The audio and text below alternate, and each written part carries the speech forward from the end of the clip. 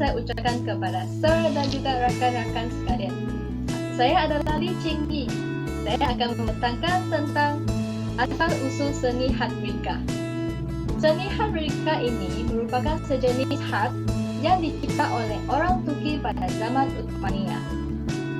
Dalam Dewan Bahasa, ia bermaksud terpisan kertas yang ditulis. Menurut Muhammad Tahir Qutbi, penggagas dan peletak dasar-dasar kaedah seni hat rika adalah Muntah Bed, iaitu seorang konsultan. Tujuan mereka mencipta seni hat rika ini adalah untuk menyeragamkan bentuk tulisan dalam segala urusan rasmi kerajaan. Mereka bertujuan untuk mempersatukan segala urusan rasmi kerajaan dengan menggunakan satu jenis hat rika. Seni hat rika ini adalah terletak di antara seni hat diwani dan juga seni hat siyakah. Seterusnya, ahli kumpulan saya Aisyah akan menceritakan tentang ciri-ciri seni hat rika. Hai, nama saya Nazatul Aisyah binti Abdul Rahman, BB 201108332. Hari ini saya akan membentangkan tentang ciri-ciri hat rika. Yang pertama, hat rika ini berbentuk kecil, ringkas, lurus dan pendek. Yang kedua, ianya tidak mempunyai tanda baca. Seterusnya, ianya sangat jelas dan mudah untuk dibaca. Yang keempat, ianya lebih cepat dan lebih mudah untuk ditulis. Dan yang terakhir, hat rika ini menjadi tulisan harian bagi masyarakat Arab. Sekian, terima kasih.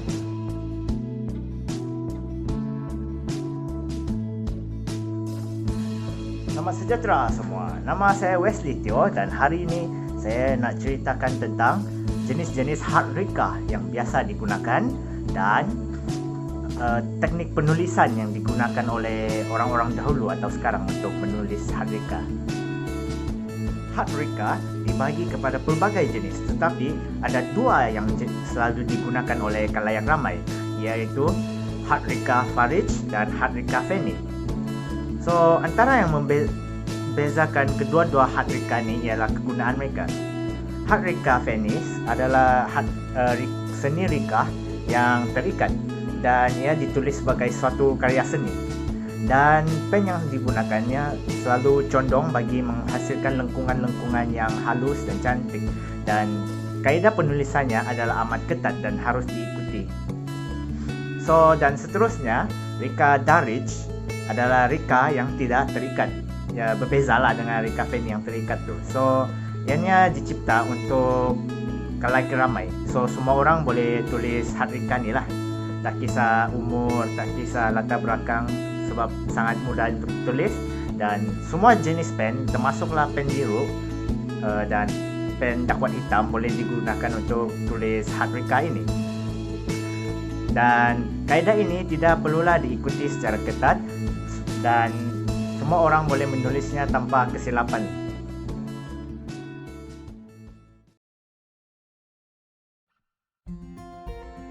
Sekarang saya nak cerita serba sedikit tentang teknik penulisan hat rika secara ringkas. So, seperti semua lukisan di luar situ, kita mestilah sediakan bahan jasa seperti pen, dakwat dan kertas. Tetapi yang membezakan hat rika ni, ketiga-tiga bahan ini walaupun mudah didapati, ia dapat menentukan hasil akhir hat rika kamu. So, pen hat yang disediakan boleh dibeli di kedai-kedai biasa, tetapi boleh juga dibuat sendiri menggunakan kayu yang keras.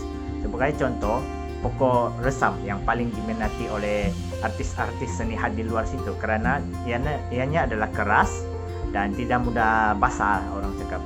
Dan kertas yang digunakan untuk hat rika tu, dia mesti licin, dakwat mudah kering dan tidak mudah koyak serta tebal lah, supaya dakwat dia anda basah lah, menyerap ke dalam kertas tu. Dan dakwat yang digunakan untuk seni hat rika ni, dia mesti gelap, berkilat dan cepat kering, supaya dia pasal kamu lukis tu kan, dia anda tiba-tiba tangan kamu tersentuh, nah hancur seni kamu. Ini kalau letak dia terus kering. So, itu yang selalu digunakan oleh orang lah, walaupun dia ada mahal sedikit. So, antara sekarang ni saya nak cerita sikit tentang petua dia lah. Masa kamu melukis tu, kamu mesti pegang pen, dan pen tu harus tersentuh kepada kertas tersebut dan tidak boleh macam ujung-ujungnya lah. Dan masa kamu tulis tu, kamu mesti tenang je dan tidak boleh mengejar masa lah, sebab seni hat ni kalau kamu terburu-buru, hasilnya akan sangat teruk lah. Dia akan kucak-kacir.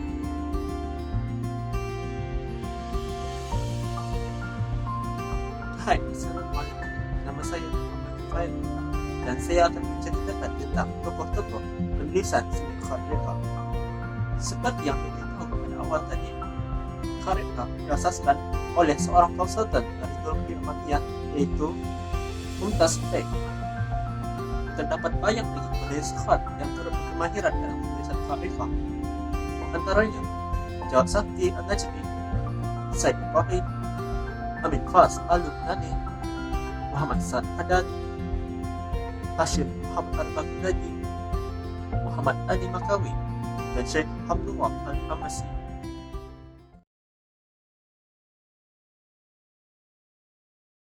Assalamualaikum, saya Nur Syuhada Vijay Singgam. Saya akan memetangkan tentang penggunaan seni katrikia. Kegunaan seni katrikia ini yang pasti ia digunakan untuk penulisan seni kaligrafi.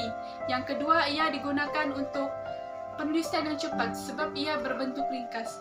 Yang ketiga, ia digunakan dalam kehidupan seharian kita sebagai contoh dalam urusan perniagaan, dalam surat menyurat kita, dalam iklan, dalam promosi barangan, dan ia juga digunakan sebagai tajuk-tajuk besar dalam sesebuah akhbar.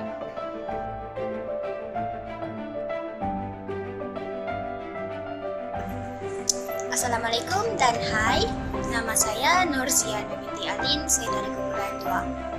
Oke, di sini saya ingin membentangkan tentang keunikan khat rika. Oke, antara keunikan khat rika adalah khat rika ni dia pendek, ini jauh, berstruktur, dia tepat, dan lengkungannya adalah sangat mudah. Dan so kalau mudah kita tak perlulah lagi lengkungkan tangan. Kita just direct saja.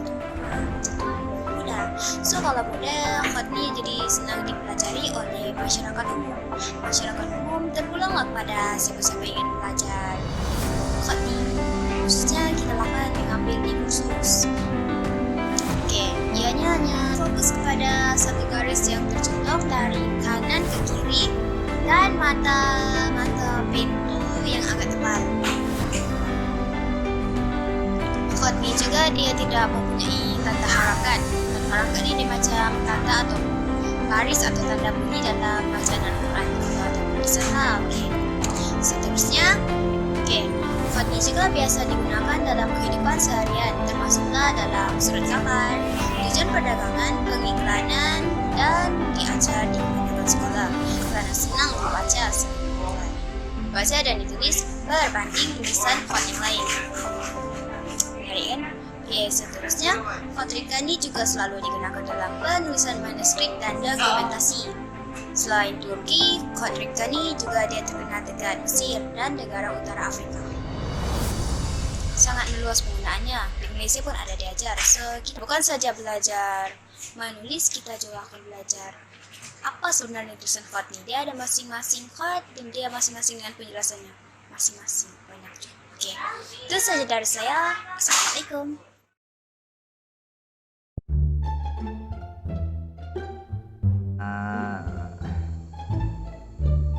Astaga. Ini dan pen yang digunakannya sentiasa condong dan menghasilkan Khat rika tidak mempunyai tanda baca. Ianya jelas dan hari ini saya akan membentangkan tentang ciri-ciri khat.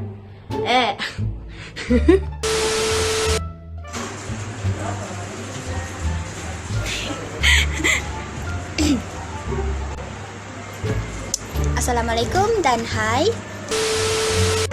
Seterusnya, tulisan ini juga biasa digunakan dalam kehidupan. Diam dulu, Pak. Yang ketiga, ia digunakan untuk kegunaan seharian kita. Sebagai contoh dalam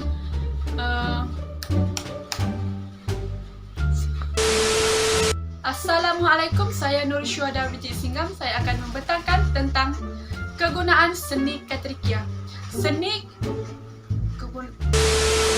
Peletak dan penggagas dasar-dasar seni khat rika adalah Muntahbek, iaitu seorang konsultan di Sultan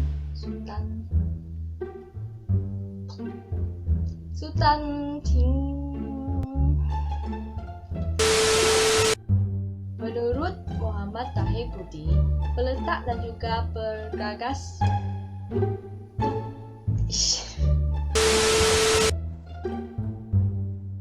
Selain itu, terdapat beberapa tokoh